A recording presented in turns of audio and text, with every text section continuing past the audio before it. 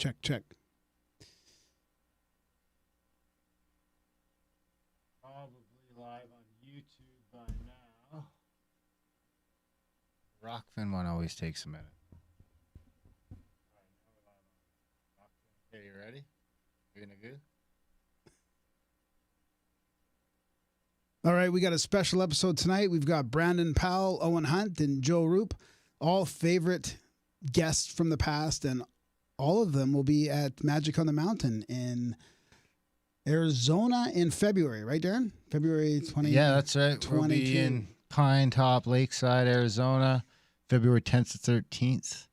And, of course, the background image here in the studio is the Petrified Forest, where we will be going on one of the days. We haven't decided exactly which day yet, because here's the thing. We're going to go there, and we're going to figure out how to get the most out of our lives and out of our bodies. So it's kind of a two-edged sword. We got the shaman, Brandon Powell, coming down. He's going to bang his drum, and we're going to do some breath work and some cold stuff because there's going to be some snow up there. So we're actually going to be able to get after it. And that's going to put us in a great mindset to go in and learn some great stuff with Owen Hunt, who I know is a big Napoleon Hill guy, and I'm a big Napoleon Hill guy, so I'm super stoked about all that stuff. And Joe's going to bring in the magical angle on how we can do some different rituals and stuff like that to bring all this stuff together. And I mean, if you're listening to the show, you probably know that this stuff is pretty real. At least we think we do. It is, and it seems to make a huge difference in a lot of people's lives when they do it. So I think this is going to be a real life-changing event. I mean, we've been blessed. Every event so far, people have had rave reviews on. They've all sold out. Everyone's had a great time. And we're going to continue that tradition, but this one is super close to my heart. I can't wait to get out there and do this kind of stuff, because I think this one is really super important. This is going to be a real life changer, and I mean, people going to want to check this out. So I don't know where to start. Maybe we'll start with let's pick on the new guy first, Owen. Okay. Yeah, I'm really excited. I really appreciate you guys, just kind of on Outlawed, and had a great chat with you. And Napoleon Hill stuff is really close to my heart, all that new thought kind of stuff. I also studied reality transurfing. It's kind of one of the occult books that I really like, kind of seems to resolve a lot of these kind of ideas. And Joe and I have actually already been chatting about kind of taking the sort of perspectives that we have and folding them together. Like, I guess I'm kind of in the sort of more, I don't want to say new age, but, more current sort of manifestation type of techniques, which I don't know that I necessarily love that word, but I've got to just own it. And I know Joe, he understands a lot more about the historical and hermetic sort of aspects. It's gonna be really cool to collaborate, and I'm really excited to see what Brandon adds, because, well, I'm actually kind of scared, if I'm being honest. Hey, I just took my headphones out to put them under my shirt. What word did you use? Manifestation, I think. Manifestation, yeah. I thought it might have been new. I thought it might have been new age or something as well, but yeah. Yeah, Brandon's stuff is great. I mean, it is. It catches everyone off guard. It's always the best because nobody sees it coming, and then they're like, "What?" And then they're like, "Whoa." Why don't you kind of bring us through that, Brandon? What's your plan on? Because I think the way I see it is I want to get into some. I mean, usually we start the day with the breath work, so everyone's sort of gonna stumble in or sort of start to stagger in and arrive the Thursday night. We won't do a whole lot. Later we'll probably do a meet and greet. We might do some stuff, opening addresses, that kind of stuff. Usually the first day is pretty chill, and then we're gonna get up that Friday morning, and I'd imagine the first thing we're gonna do, either before breakfast or after breakfast, is get into that breath work and get at it a little harder than usual this time, I think. Yeah, get the full experience. And it's definitely not new age. The No, the breath work is, it is a tremendous way to start the day. And I think it is a little unsuspecting. I mean, people say breath work or whatever, and you don't really know exactly what it's going to do until it does its thing. It's a great way to, I mean, there's a million things about it, but it's a great way to just immediately connect into your environment. There's a lot of things physiologically going on, things going on where it just stabilizes you. We'll be in an amazing place in nature, so it's a great way to just connect in, get into a better brainwave state to,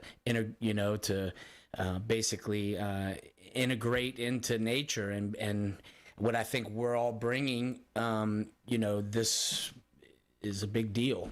So the breath work is a great way to open you up and get the day going. And it has profound physiological effects. So those stay with you throughout the day. And even if it's something that's subtle and not really in the main, it's not in your main screen, but it's there, it's present because you practiced it. It really does something to the physiology, So, and then, like you said, man, we have a great environment to really get connected to. The cold work is profound, and it's sort of for me, it's one of the best tools that I put into my tool bag or box, and what I'm interested in is,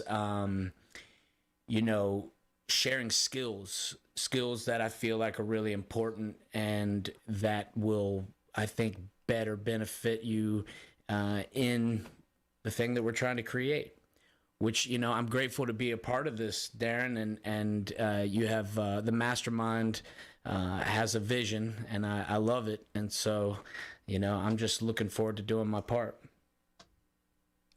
Excellent. Yeah, thanks, man. It's while we were talking today on the phone, we're gonna get ready to, hopefully, if our insane government backs off a little bit and opens up the border and doesn't require experimental therapies for you to enter the country, we can hopefully start doing some stuff up here in Canada, a little closer to home, maybe on the farm, and all that fun stuff. But I mean, my hope is this is going to turn into an annual. People are pretty excited. If people do want to check that out, it is contact@thecavern.com/magic. All the other events are there as well. And then what do you think you got in store for us, Joe? Well, it's really cool that we have breath work and stuff. I mean, we do breath work and hermetic work, but it's more in a comfortable environment, right? So, like, I'm excited about like learning Wim Hoff because I've participated in my own way, but in Brandon's way, I'm really stoked about that because I think the art of relaxation and breath work and balancing out your energy and circulating the energy properly in your body before learning this stuff, before you get into actually trying to manifest or do magic or visualize or do anything, is really how you tap into your power, because you have to be comfortable and you have to be balanced in your body first. So it's kind of really cool that you're putting all of this together this way,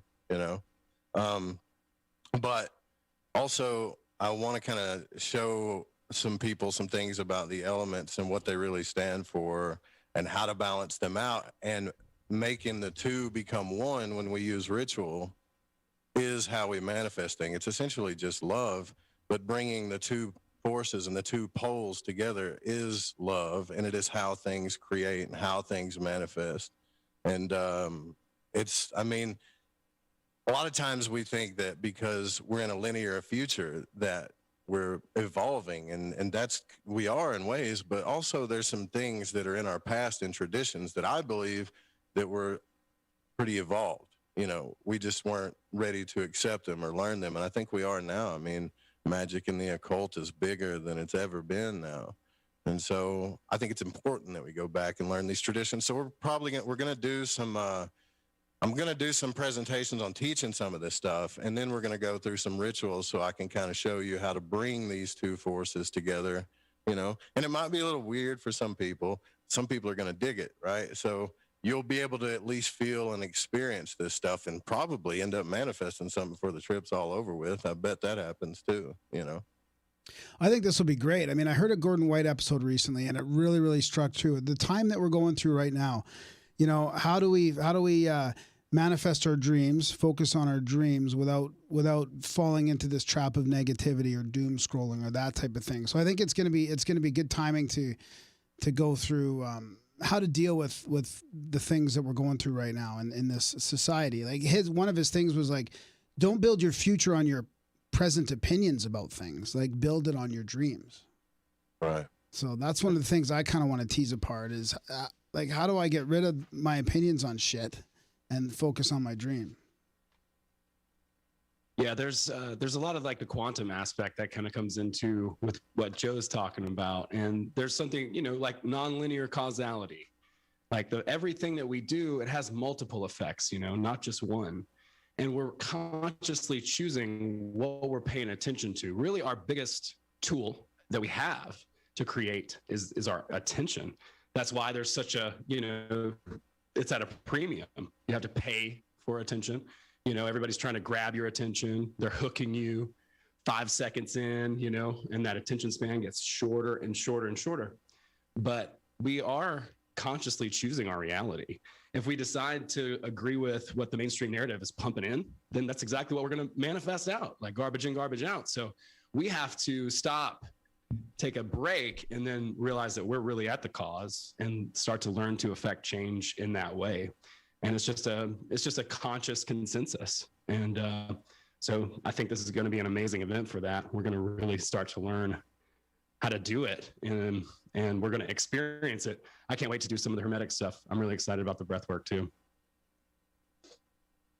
Yeah, to me, just listening to you guys, the practice that and the tools that I try to incorporate into my training and my teaching are tools that, you know, ultimately are aimed at creating a physiology, like truly altering the physiology to be, and you can say altering because quite often it is, but really it's aligning the physiology to be in a state that I believe helps to better create or manifest things.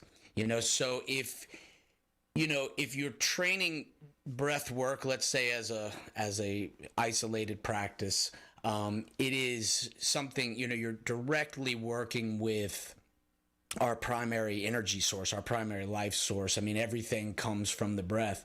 You know, we come into life on the breath, we leave life on the breath, and ultimately it is something that is coded into us, but it is also something that we can approach to try and alter to gain, you know, or optimize or whatever the quest is within the training. To me, it's very simple, and I like what was said about love, you know, that ultimately you're working with these forces. I look at it as will and love, and the idea that you're directing your willpower with a conscious effort. You know, will exists, we're here, but just like the breath, we can work to control and, you know, harness our will.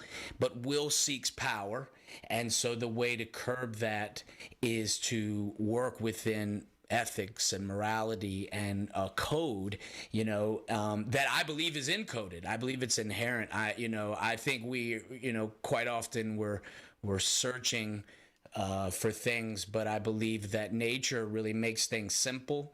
And I think if you connect to nature, you know, you find, you know, simple answers to very powerful questions, questions that you would say transform you. And so, you know, my goal is to help people create that physiology. You know, I believe that it is, again, an inherent right to really master the physical, or as much of it as you can. And so, all of my tools are oriented at a base level, like around self-defense, but it's really self-defense for empowerment and so forth. And I think these energies that you guys are talking about, as far as hermeticism is concerned, these practices are we're still working with them, which is amazing, but they're very ancient, right? I mean, so we have the ability to carry on a tradition that is, who knows how far back, right? So I'm really interested in seeing how this all comes together, because I do believe it's going to be a powerful connection. That really clicked for me there, the physiological part. I've been trying these alchemical meditations recently. And I mean, like 14, 15 years ago, I was completely numb. Like my body, I could never feel a thing in my body. I couldn't feel anything. But the breathing, I'm assuming, would really help me feel emotions and feel stuff in the body. So if I want to bring in an emotion and transmute it through one of the mind centers of my mind, my heart center, let's say, and transmute that, I need to feel it. I need to feel something, right? I can't just be numb like I used to be. So I really just clicked there for me, this connection on, because I've done some of your breath work too, and I remember the feeling, like the flow, the feeling, everything vibrating. I mean, and that's what I want to be able to utilize when I do different types of meditations. Yeah, I think the breath work sets you up to be able to meditate. That's, it creates the physiology to then do the work in. It's just the Wim Hoff method per se is a intense way of doing it. There are many ways you can do it. I'm just, my thing is, to be honest, like, and we joke, when I say we, I'm talking about all my personalities.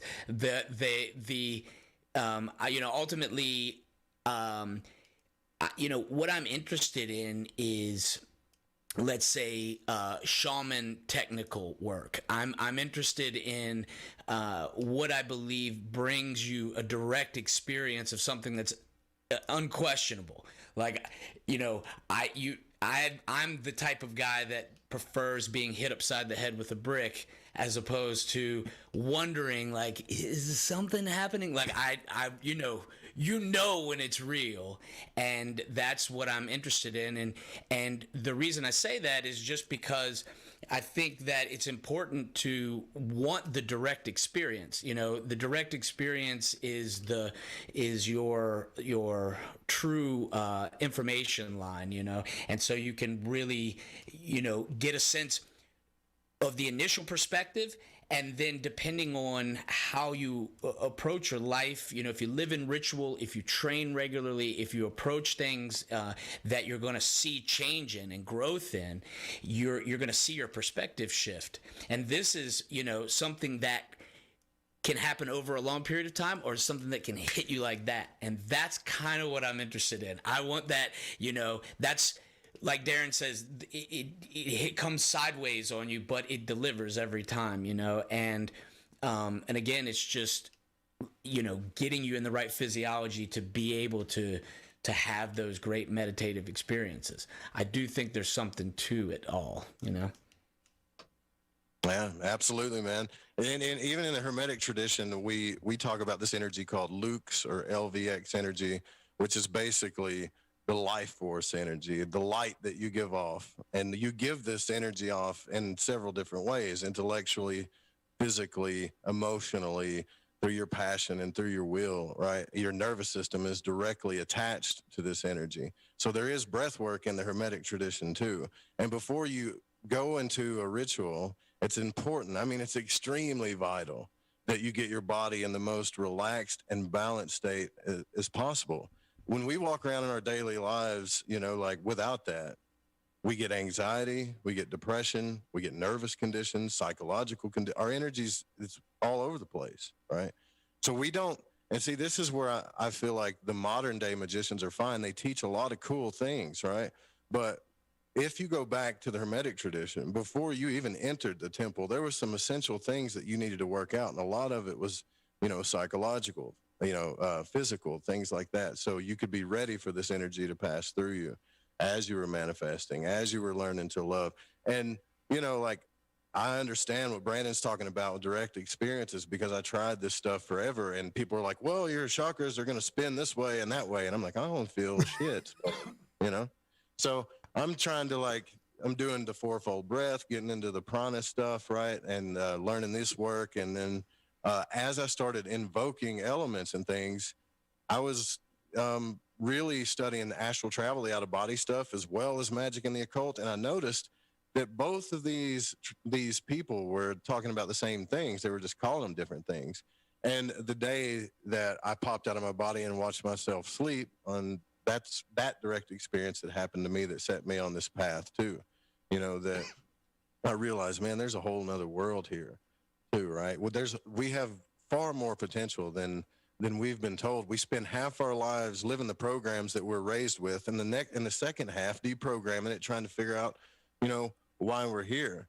And I think with stuff like this combined, we can speed this process up. We can get past it faster. We can tap into the human potential a lot more efficiently, I think we could tap into, dare I say something more even divine, right? Like talking about Right. will, right? Like you get this small lowercase w, the egoic will. And then we've got, what they would say in transurfing is like outer intention or divine will, or the will of nature, right? Like trying to serve, the laws that exist on this plane, exemplify those, learn about those, live within those. And I'm really excited to kind of see how we can draw these conclusions between like the bringing the opposites together, the heart and the mind, getting our bodies physically and physiologically in a state where we can like understand what we're doing, do it at that subconscious level, and then have our bodies like just in the perfect kind of state to make it happen. It's going to be the perfect storm. My thought is that the cold will do the it's gonna show you what you can do, how much control you can have over your body, which I think is gonna give you this little bit of confidence. It's like, holy shit, I went in that cold water and it wasn't even, I mean, full disclosure, I haven't done the ice water yet, so I don't know. But from what I hear, you can just get in there and breathe it out, and it's okay. Is that what we're doing? We're doing ice. I've done cold shower Wim Hoff stuff. I ain't jumped in any polar stuff, so this will be my first thing. Too. We'll have the it's Arizona, fellas. It's Arizona. It can't You'll be that fine. cold. Yeah. I mean, I wouldn't sweat the cold stuff at all. The I mean, the cold is invigorating. It's challenging in the way that every time you want to approach it, you have to have the right mindset, and mindset to me is all intention oriented. So, and what does that mean? That was actually a question that somebody asked me earlier today was, what is intention ultimately within the realm of mindset? And, a lot of people might try to explain it in different ways, and I'm not saying that I have the best way, but from what I've experienced and from, the many various masters that I've had the opportunity to work with, I have seen, basically this disassociative kind of type of being, in the moment when, especially in preparation for something, like if you're about to do something, it's good to go inside and, basically not totally connect to everything that's going on around you. But I'm always a believer in having one foot in, one foot out. So, I'm not going to connect to things emotionally, but I recognize that things are occurring around me. And then, you do some breath and then you step in, and, depending on whatever the stress is, the best way to initially approach stress, I believe, is to learn how to de-escalate. So we get into the cold water and then we learn how to calm down. And getting calm brings our faculties in play, and it actually brings them in play in a way that that becomes really loud, like you become hypersensitive almost in this sense. And when you're experiencing that in nature, it's tremendous. like the way you connect to everything. You hear better, you see better, you think clearer, and we're going through a range of sympathetic experience within the nervous system, sympathetic meaning fight and flight, and then we're transitioning over into more of a deeper parasympathetic, rest and digest, if you will, that kind of state of the nervous system. I mean, there's always a little mix, an interplay, right? A little yin and the yang, but the idea is that you're going to experience this realm, you're going to experience the spectrum of experience where you feel this fluctuation. You're going to step in, it's going to be intense, then you're going to gain control, and then you're going to regulate. And, ultimately in the beginning, it's a cultivation game. You're not trying to beat yourself up. You don't want to overdo it, if you're really training with something serious. But you can always build up in cold showers if you're looking to really create, enhance your life with this style of training. But you can also just take the plunge, and it's always that way. Until you really go over the waterfall, you don't really know what that experience is. You're always at the edge, and so being with somebody like myself, it's a good opportunity to push yourself a little bit and to see what you got, and it creates strength internally. And that's really what I think is a huge part of what I bring to this. And I think it's what's so important within the Hermetic rites is that you want internal strength, and what are you doing? I actually think there's a way to build that, it's something that is not questionable. It's in other words, you will know you've done work. In the first initiations into the Golden Dawn, they talk about that. Like, fear is a fetter that binds you. It binds you from your potential. It binds you from learning things about yourself. It binds you from the best life you could have. And most people, we as humans, we've been programmed to do more to protect ourselves from feeling pain and discomfort. And we put more energy into that than we do to experience and overcome. So I think the Wim Hof stuff, I'm sure it sounds life-changing to have people that are scared at first go through that fight or flight emotion and overcome it. I imagine, I don't know, Brandon, like, do people, when they get done with this for the first time, do they tell you, man, like, dude, this changed my life, I'm conquering fears? I mean, is it just more than, feeling a body thing? I think it's like life-changing, man. I'm stoked. I'm nervous, but I'm stoked. I want to do it too. Yeah, well, the Wim Hof stuff, and look, I give Wim all the credit in the world. He's had a huge impact on my life and a big influence, and it's a big piece of what I teach because I believe in it so much, and I think that it's got a direction. It has a purpose. Like, it's been recognized as being a very effective practice. And so I and it delivers. I have my own approach of how I bring that to people. And you've mentioned a few times being relaxed. That's a huge part, and I think Darren, anybody who's done the breath work with me would agree that that's all I always say. We want everybody to be comfortable, and I think that's what we're trying to create is an awesome space for people to be able to come in and experience this in a way where it's collective, because the group experience really elevates the entire thing. So working with a group of people, coming in, experiencing that, and then also being in a good environment, safe environment, comfortable environment. So the breath work, we always look for comfort in that. I want you in a great space because you are going to go through things. It is going to, I look at it like a cleansing practice. That's why I say it's a preparation, it's a primer. You're going to use it to just rev yourself up and feel good. And truly, if you stay with this, and we're going to really see this because we're going to be in an environment that we're trying to enhance this whole thing, in Arizona, beautiful place, perfect time of the year. And the idea is that this is going to, help, create even more energy, plus Arizona brings the vortex, and there's a lot of connection into the vortex and how I connect all my teachings, because everything to me, again, I believe we have an inherent sort of connection to what I believe 100% we have an inherent connection to our environment, and every breath is an interaction there, where we are truly imprinting and receiving information through the environment.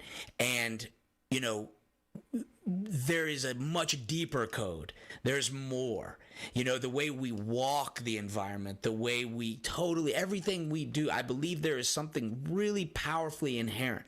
Like, I think we even know good from bad, that kind of thing, and, it's just taking conscious control. Once you have a good connection, will then allow you a much deeper magic, a much deeper connection to it all, and yeah, you're working with fear states, you're working with the nervous system, all these things are working together, but the end goal is to step through all of that and, and have real skill sets that you can carry with you.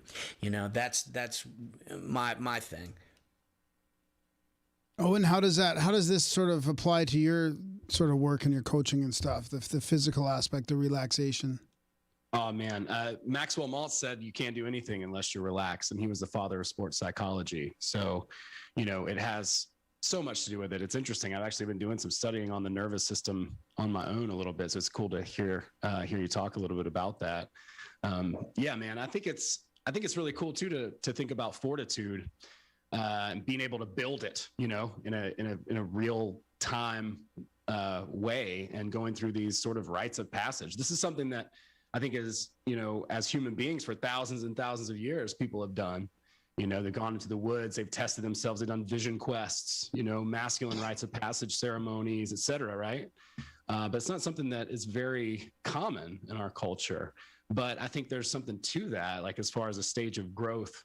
And being able to, level up, step up and encounter more, bite off more, give more. So I think this is going to be really powerful from that perspective. This stuff all overlaps, like all of it does. And that's what's so amazing about it. I kind of understand the how. Like, I'm just such a nerdy person. I want to know all the ins and outs, like analytical. Yeah. Yeah. And then Joe's going to show us the what, and Brandon's going to put us in the right, state to really be able to understand and experience this stuff. So it's going to be really powerful, and I'm really excited, really, really excited about it. Yeah, like really excited to see what we discover and uncover too as a group, because I know there's, like you were saying too, when we do it, we can do it ourselves. As far as coaching goes, for instance, like I do group coaching and one-on-one coaching because of that particular reason right there. When people are in a group, the energy is different. People are interacting with a group energy. When we're by ourselves, it's great, we can grow, but I mean, if we see other people, we begin to key off of them. We start having even more heightened experiences. We begin to overcome things. If they can do it, I can do it. And then we begin to really build a group energy. The idea of pendulums or group energies or group think, we can use that to our advantage, or we can use it to our disadvantage. Most of us are unconscious about it, so we don't use it to our advantage. But we can absolutely intentionally use group dynamics and group mind to our benefit through energetic practices like this. So it's going to be really, really cool. I'm excited. What can people do to get ready? Starting with Joe. Well, the first thing that I would say to do is like get into some, maybe just study basic hermetics, read the Hermetica, but also start preparing your body to relax and do breath work, even if it's just like the fourfold breath, the even breath work, things like that. Start feeling, I would say start feeling this, because magic isn't just about like drawing sigils and doing stuff and making it happen. right? You are the temple first and foremost, right? So I would say prepping your mind and body, just start doing some relaxing stuff. I have audios on my website where we go through visualizations, simple breath work, things like that to start preparing you for it, and then get into the temple too. So you could do that. You can just, I would say, just start preparing to relax your body and be open to learn, because we're going to learn. We're all going to learn from each other. You know, that's what it's about. Owen? Yeah, absolutely. I couldn't agree more. I would say intention and gratitude to get ready for this.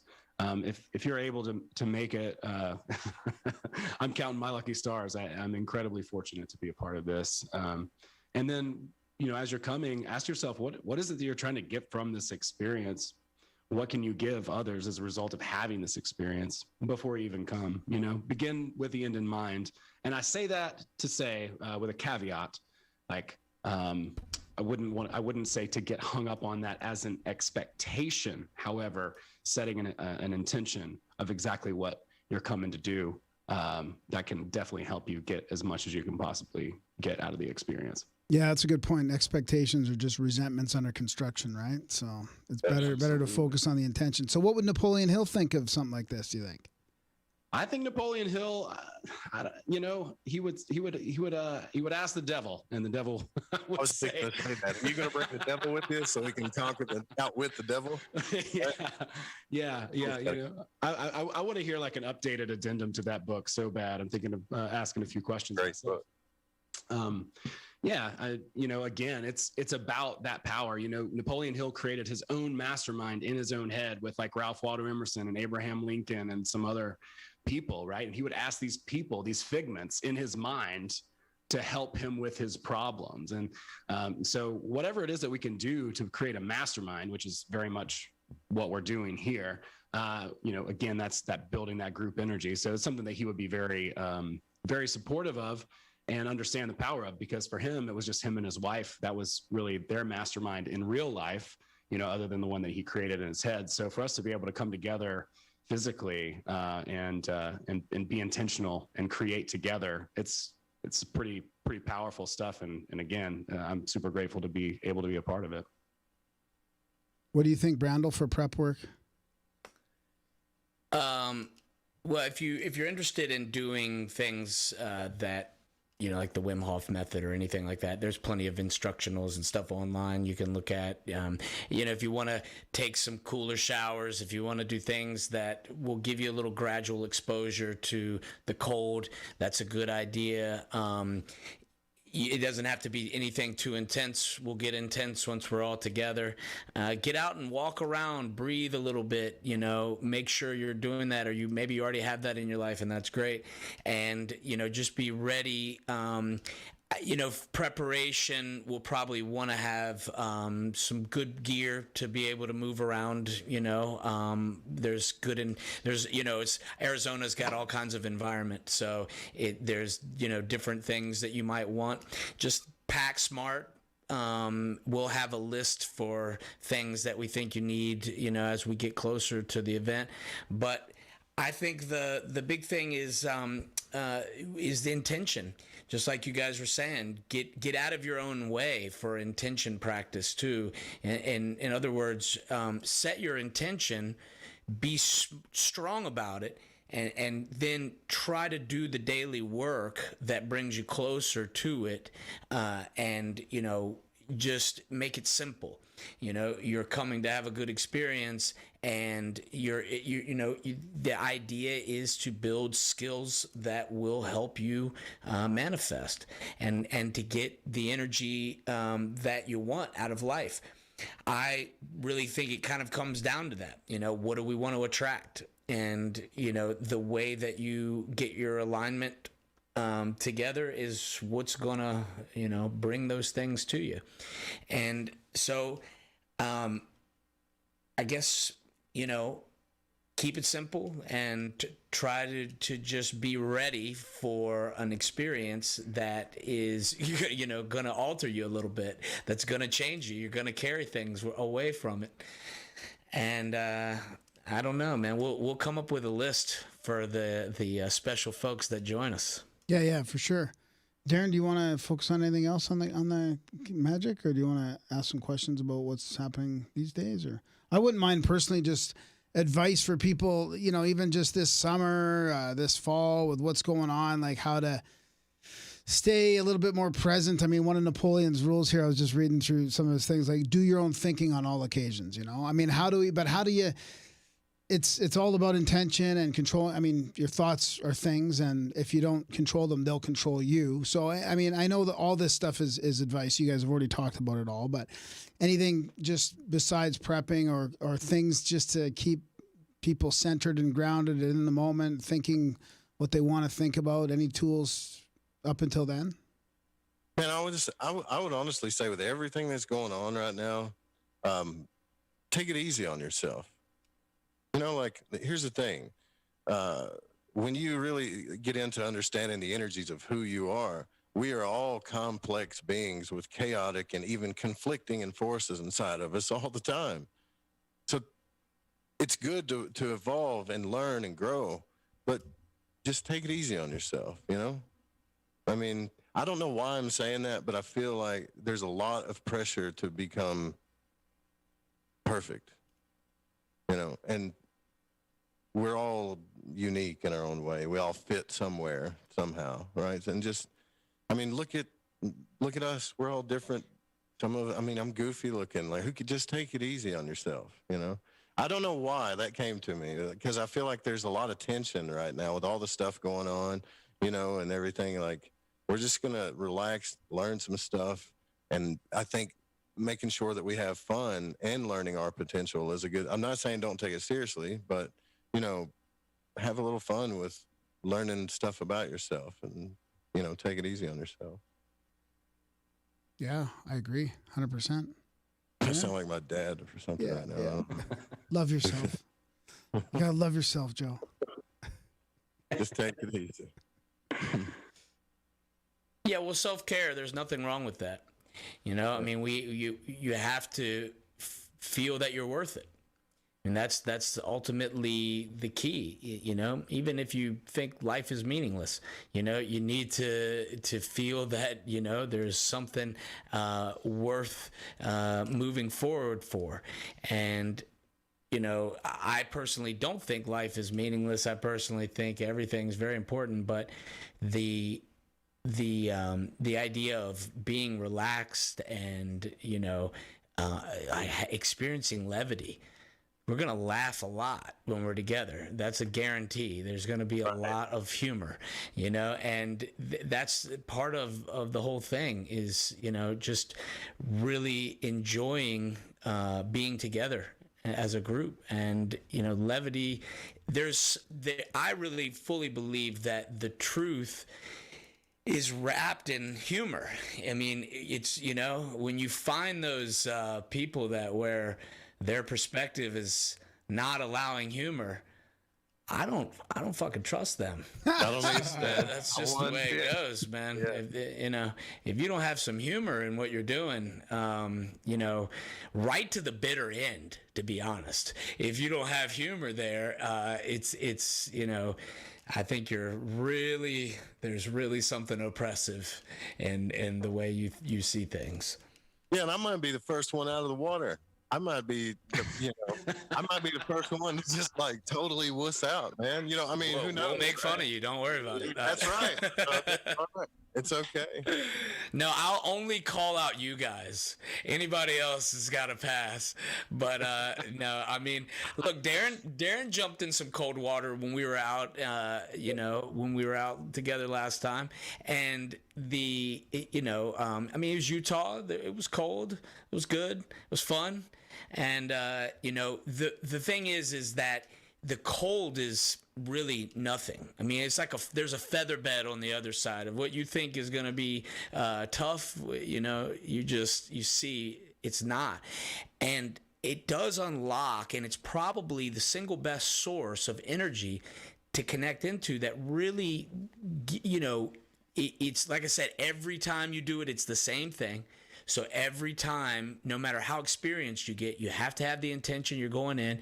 You get in, you have a physiological experience, you calm it, and then, at that point, it does its magic on you. It's nature working with you. There's symbiosis there, and it has a tremendous healing effect, male, female, non-binary, you know what I'm saying? Like, however you identify, it's going to work to give you, what it does. I mean, it truly is amazing. And, you might find, man, that you're the master of the cold. It might be super easy for you. People build up a certain thing in their head, and then they're like, wow, this is actually not hard at all. There's nothing to it. And then some people think they got it, and then it works them a little bit.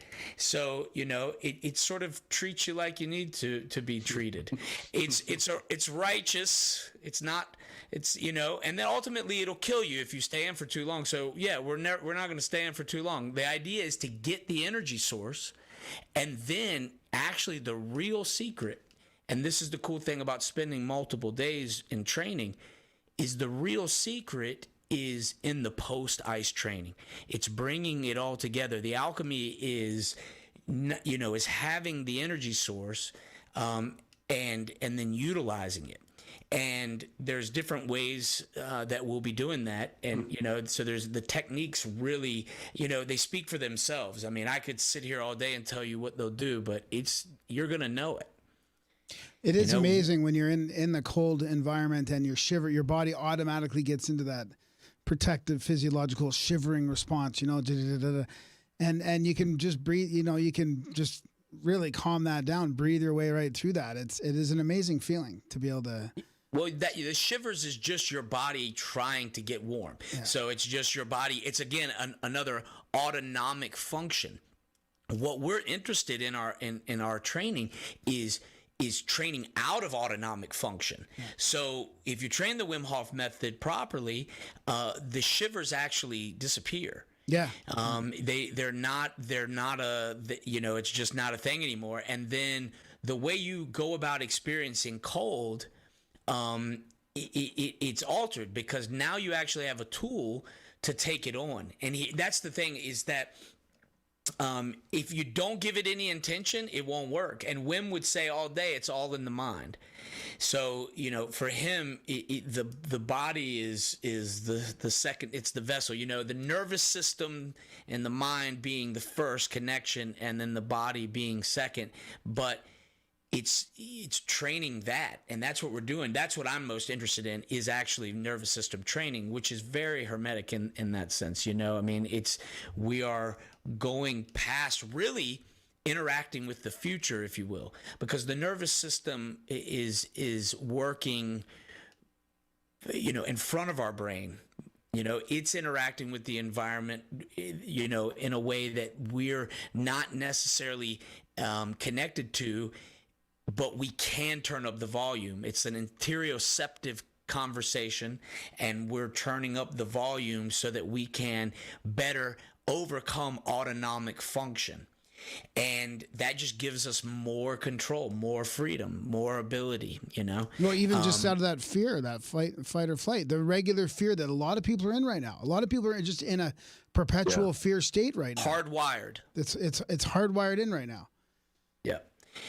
Yes. And so we have to reroute it. But the cool thing is that if you give yourself to a practice like this, Wim demonstrated doing what actually proved that this was like not only science, but a true method, something that could be passed on, instructed. He did it in 4 days. So in 4 days, he trained a group of guys that went and repeated results that he did. And what he did was he basically suppressed his immune response to a bacteria, to a toxin. So he took an injection, which is the same thing that 1,000 people prior to him took, and he was able to display completely different results than anybody before him. Everybody before him had food poisoning, basically, and then he came along and suppressed all of that. And then he taught people how to do the exact same thing. And what he's doing there is he's suppressing let's say the overreaction to the pathogen. So he's actually suppressing the overreaction, which in a sense is toning the system, right? Conditioning it. So he's bringing it under control, because the body will, it experiences a pathogen and it'll set off an atomic bomb for something that could be totally inert, like basically dropping a bomb on an anthill. It's just not necessary for all the response that the body gives, and this creates autoimmune dysfunction. So what we're interested in doing is showing that you can tone all of that, and it comes through the vagal system, the vagus nerve. And so we're going to get into that a lot, and that particular nerve system and how it works throughout the body and creates this conversation. And all 12 of those trainees did the same thing, right?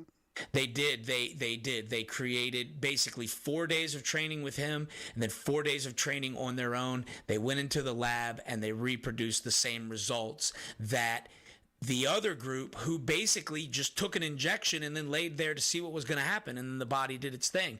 Wim did 20 minutes of breath work to prime his system. That was it.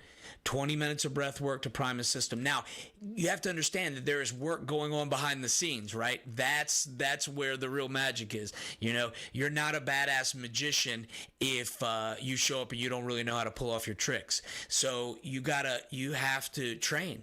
And, this is what I emphasize. It's just do the reps, know the stuff, do the reps, and the work it'll show up.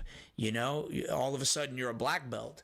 And, this is basically how I've based my life. I have a jiu-jitsu school, and, my life for the last 20, some odd years has been jiu-jitsu. And so everything that I'm doing is, kind of oriented in that same way. It's just, leveling up, trying to get better, and with some techniques that do hold weight, and it's quick results.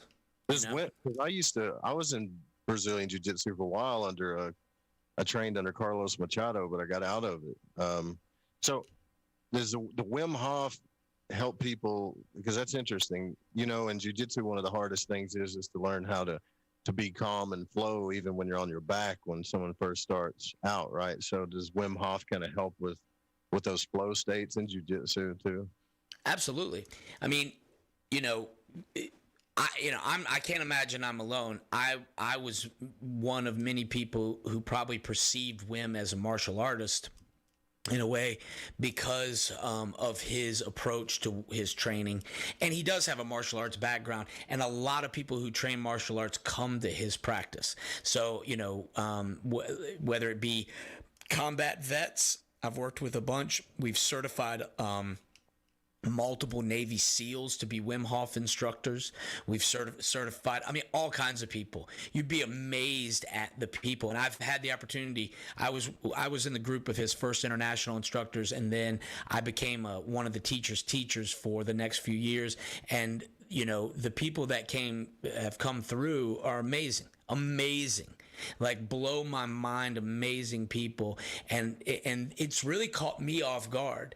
You could say it's humbling or whatever, but it's just like, I'm always blown away by the people, and I dig it so much. It's you just never know people's stories, but when you get a chance to hear them, when people give, when you have the space to really share and bring something forward, which is something that I really like to offer in my training with everybody that I work with, you learn so much. And I've just, it's amazing, like all the different people coming at it from different reasons. And, but with Wim, I just saw it as martial arts. I saw it as empowering. I saw it as something that connected to what I wanted to do, and absolutely has. And I think so many athletes have used it, performers have used it, high performers, for those exact reasons. And so there is a connection, it's just there. I mean, one of my big influences was Hickson Gracie. I recommend anybody who wants to have an understanding of one of the guys who really brought Brazilian Jiu-Jitsu onto the scene, an amazing master ahead of his time in a lot of ways, was Rickson Gracie, spelt Rickson, like R-I-C-K. And and he's got a documentary. You can watch it on YouTube. It's called Choke. And if you look up Rickson Gracie Choke, you'll find it. And I recommend it because he's such an inspiring human. And at that point, he was at his peak, and there's just you can see how this stuff is integrated. He's jumping in cold water, he's doing breathwork exercises, he's doing jujitsu, he's doing all these things. And this was back in mid 90s. Really nobody was talking about this type of integration back then, other than him. And you just see this connection, but it seems very, very natural. And that's the thing, like I just believe it's imprinted. You can find hieroglyphs of, say, martial arts techniques that are still being innovated on today. You find literally like hieroglyph, like they could be like Grecian pancration drawings, or all the way back to the caves, right? And you see Japanese people doing hieroglyphs stuff. Yeah. It's amazing. The moves and these things have been around forever. So I believe these practices are like really ancient and very connected and have migrated all around, and people have interacted with these types of things forever. And we kind of have come to a cool place in time where, the tech and everything kind of coming together has given us a space to where we can really, if we're not too distracted, we can really milk this thing and, and get some real, like deep knowledge on these ancient practices. Do you guys have anything you want to add to that, Owen or Joe? Yeah, just along the same lines as Joe and Brandon too. Life is a very serious cosmic joke. So, it's important, I think, to remember to enjoy. It's our fucking birthright to feel good in our body. And I'm really excited to get some more tools for that. I have some, and just from a mental place, like being the observer, from like Buddhism or, any sort of kind of practice like that, just being the observer can help us to ease into that more like vagal part of the nervous system, right? And be living in a place where, we don't feel overwhelmed or in a state of fear, right? Or fight or flight. Take the white pill. We've already taken the red one, and I feel like now the choice is like white or black. And I did my goth phase in middle school, so I'm over that. So that's what I would have to say. Other than that, just to chime in on that, I want everybody to know they do deserve to feel good. It doesn't matter what somebody else is doing. That does not affect how you can feel yourself, like Brandon saying, joking right up to the very end, dude, I couldn't agree more. Throw me the cattle guard, man. I'll be roasting the guy who, tried to put me in there. So yeah, the inappropriate jokes are not going to make it onto this podcast, but believe me, they will be there. Well, that book, David, the author, David Data, right? Right. This guy, yeah. You know him. Yeah. So he wrote this book called Divine Communion, and Owen turned me on to this guy because I study sacred sexuality. Magnificent author, by the way. But he the way of the superior man as well. That one. Yeah, and he talked about masculinity. The reason why we go on these excursions, the masculine force, is because he talks about the masculine is the guy that suffers life and wants to feel the release of death. So whether it's a psychedelic experience, whether it's, sports, whether it's a submission hold, a tap out, an orgasm, whatever, the masculine energy is always trying to take things to the edge, experience that death, and kind of rebirth in that sense, right? So it's natural for us to do this. It's really not anything to be afraid of, especially being surrounded by, a bunch of people like us that care. I'm sure if anybody, like me, say I freak out or whatever and have a panic attack, which I don't think that's going to happen. I'm just saying, I'm surrounded by a lot of cool people that are going to help me, calm down, relax, chill out, Give stuff you a like hug. that. It's all about the adventure, Yeah, no, yeah. If anybody's gonna kiss me, it's gonna be Darren. We'll give you a cack towel to wrap around yourself. But no, I mean, Are we I'm doing just saying, towels it's again? totally. I think this is going to help people. So, in other words, for people that need to get in touch with that masculine force, whether it's male, female, I don't care. But if you have issues with that force, I think this would be a good. But this would be a good journey for it too, you know. And magic and hermetics is kind of about combining both. So, well, it is combining both. Yeah, I mean, right. there is a vulnerability that's necessary for this type of work. There is a need to actually step into the feminine. You know, you are bringing this together. I mean, I would actually call nature's force much more of a feminine thing. I mean, I think this is why we call it Mother Nature. You know, Right. the to me, this it's wild, it's unpredictable in a way, but yet there is something predictable about it, and there is something soothing and comforting and nurturing about it. So, you know, the quite often, you know, you might perceive this as being and it has been perceived, I would say, as being the sort of alpha masculine thing to go in and accept challenges and so forth. But I think that the hero, you know, it's not a masculine or feminine thing, and we certainly are going round in circles about gender and all of these things these days. And you know, I think the most important part is for you to not be going round in circle, but to actually be in the center. And so, no matter what you are, male, female, the most powerful people I've worked with are the most unassuming quite often, you know, and the thing that comes through to me is them just learning how to truly center themselves for whatever it is, whoever they are. So there is a powerful masculine thing that can come about, but that can be within the intention, because the masculine energy is the energy that pierces, that drives through, you know. And so, yes, that's the will. We need that. But the love is the energy that and receives, right? So that energy is the feminine. And so there needs to be the combining of the two. And I don't overlook that at all. I mean, you know, I think we can only, you know, I mean, I've always been a guy.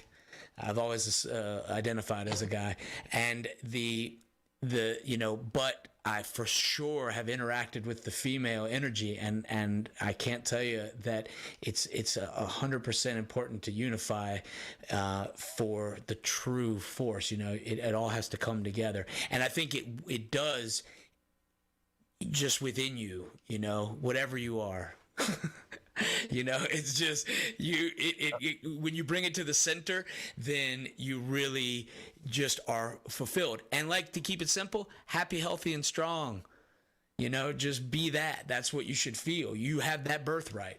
And your true self, your authentic self. I mean, not having to be anybody else. Be comfortable in your own skin. Like, not be centered and just be you. I think that's so important. That's exactly what I'm saying. 100%, Graham. Yeah, well, I mean, here's the thing. We'll wrap it up here, and I appreciate all you guys for taking some time out. I wanted to, I mean, we're getting close. We haven't been really pushing this event too hard because we got the Scablands one coming up in just, it's only like, I think, 2.5 months or something like that. Actually, that's why I talked to Brandon today, because we're only a couple months away from hanging out again, which would be fantastic. Stoked about that, fellas. We got to hang out in April down in Utah. We had a fantastic time. But you were talking about amazing people. We got 3 or 4 of them right here. And so far, we've been blessed. Like, everyone who's come to these events so far has been fantastic. Like, we're at the point now where there's like 40 or 50 people in an ongoing Telegram chat that's just past attendees to contact at the cabin events. That is just about the most active chat on my device right now. Like, I'm not in there all the time, but I'll pop in. There'll be fucking hundreds of new messages because these guys are talking about, you know, stuff from the Scablands or stuff in the stars or stuff from these events that they've gone to so far. So and I'm fully confident that once we go to Washington here in a couple of months, there's going to be another 15 or 20 people that join that group, And once we go in February, there'll be even more, and we have this growing family. And I think eventually each of these events are going to start to do that in themselves. I mean, we went to Utah. We had 80% of the people that went to 2021 have rebought for 2022. So hopefully we can have the same success here and thing. The URL is contact@thecabin.com/magic. I think we're down to like what it'd be 7 or 8 months till we're there. So it's already half sold. We do have celebrity guests coming. One for sure, maybe two. So that's exciting. I won't say who, but we'll have some exciting personalities there that are excited on what we're doing, want to come check it out. Of course, the Brothers of the Serpent will be there. There will be jamming. It's going to be a grand old time. We encourage you guys to The devil might show up. Yeah. Maybe. The devil will be there with his dancing shoes on.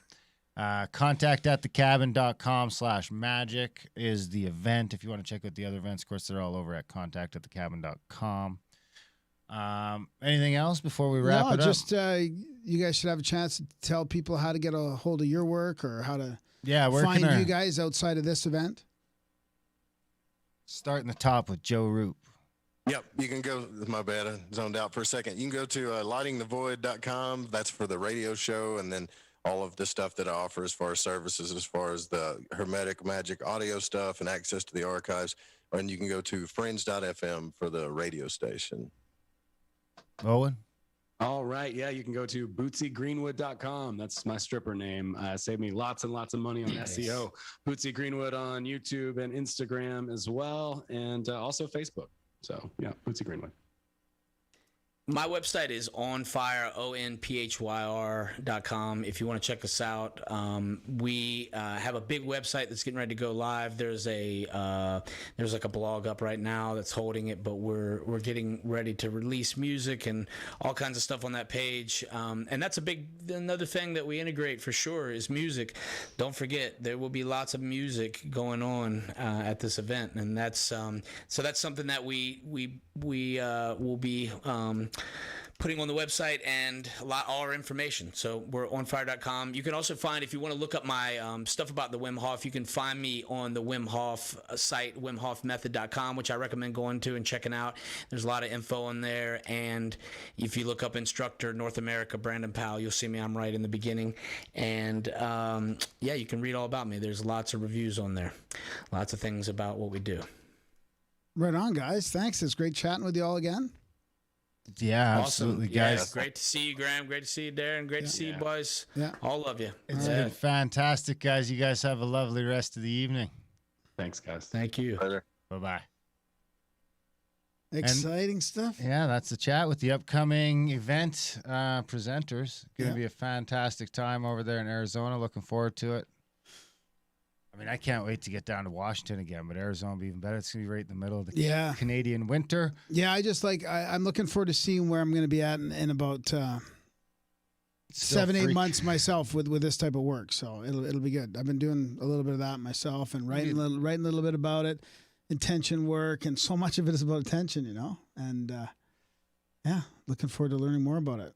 There you have from it. These 3 gems. So that is February 10th to 13th, Magic and Manifestation in the Arizona Mountains, February 10th to 13th, 2022, learning the techniques and rituals to get what you want out of your life and your body. Of course, with Brandon Powell, Joe Rupe, and Owen Hunt, we will have a day trip to the Petrified Forest. And then, so how it's going to work is basically you guys will get yourselves to Phoenix. We might add Tulsa, but for now it's looking like it'll just be Phoenix. I don't think we need to do the both airports, but Phoenix is only a couple hours away from the venue. Tulsa's not far either. It is in Pine Top Lakeside. So it's about 2.5. I want to say it's 2.5 or 3 hours from the Phoenix airport. You get yourself there. We'll have a couple of shuttles. Usually the Snake Bros are driving the buses.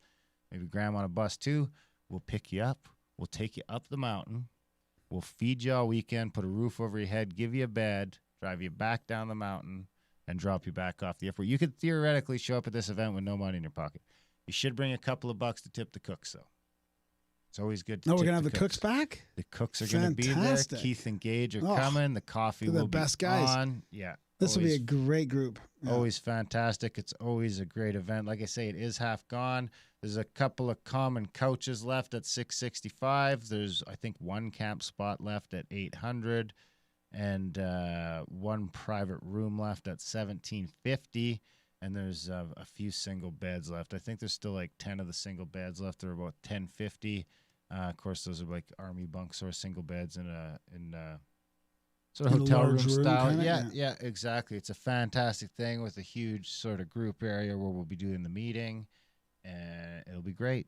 I mean, Keith, is that mountain like? Do we drive to the mountain? Do we drive? We're the on day the trip mountain. is driving, or do The we day drive? trip's about an hour away to the petrified Okay, forest. cool. So we'll drive an hour and Yeah, hang out hike for around that, yeah. 6, 7, 8 hours. Find a creek. Hopefully. I mean, now we've bought that crazy skillet thing, so Kyle picked up the walk finally part of it. So we'll be doing the like fajitas out at the petrified forest. Oh, We'll okay. cook lunch or dinner, one of the two, out on location.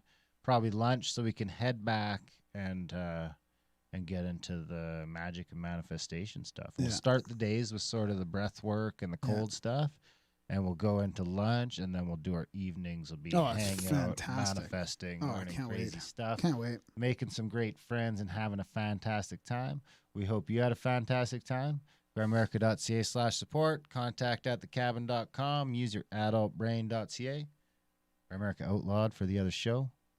We love you. Thanks for listening, and we'll see you next week. All right, guys. Thanks for tuning into the live show. Yeah, thanks. We'll be back in about an hour on Rockfin only, right? Yeah, Rockfin. I don't know. It's only going to be audio only, so we might not even stream it. If we're going to just stream audio, we might not stream it. Well, we might not. Stream I'm not too. What? We won't stream it. So this is it. This is all you get. Yeah. We love you. Thanks for tuning in. We're back. This is a weekend off. We get Saturday off. Yeah. So Wednesday. we're back. back till Wednesday. Yeah. Who's next week? Should we say? Check, man. It's pretty heavy. It's I believe it's Dave McDonald on Awakening the Sleeping Giant about the residential schools, and I believe it's also To Antichrist. Yeah, the the guy from Scarlet Imprint, Peter from Scarlet Imprint, about the desert rituals with Oh yeah, and then the Crowley's weekend guys for and all that that. is Do you know Kevin and who I'm Nat. talking about? The JPL, Jet Propulsion Lab guy and all that. Fantastic books. JPL Lab, yeah. Yeah, Jack Parsons and all those guys in All the do what they're spooks. doing in the desert. Yeah, it'll be interesting about that. All right, guys. Thanks for tuning in to the live show. We'll see you next Wednesday.